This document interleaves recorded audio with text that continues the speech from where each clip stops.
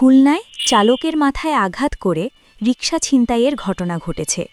আজ মঙ্গলবার সকাল 7:30টার দিকে নগরীর বড় মির্জাপুর ক্রস রোডে ঘটনাটি ঘটে।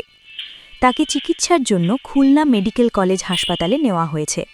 তার অবস্থা আশঙ্কাজনক বলে জানা যায়। আহত রিকশা চালকের নাম রনি। তিনি খালিশপুর এলাকার বাসিন্দা আফসার গোলদারের ছেলে।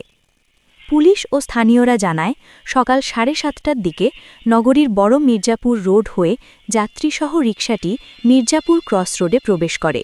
এর কিছুক্ষণ পর চালকের মাথায় আঘাত করে রাস্তায় ফেলে যাত্রী রিকশা নিয়ে পালিয়ে যায়।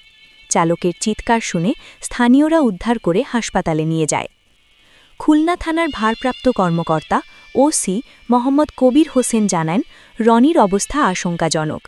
আঘাতটি গুরুতর হওয়ায় খুলনা মেডিকেল কলেজ হাসপাতালের চিকিৎসক তাকে ঢাকায় নেওয়ার পরামর্শ দিয়েছেন। ঘটনাস্থলের আশেপাশের বাড়ির সিসি ফুটেজ সংগ্রহ করা হয়েছে। দুর্বৃত্তকে গ্রেপ্তারের চেষ্টা চলছে।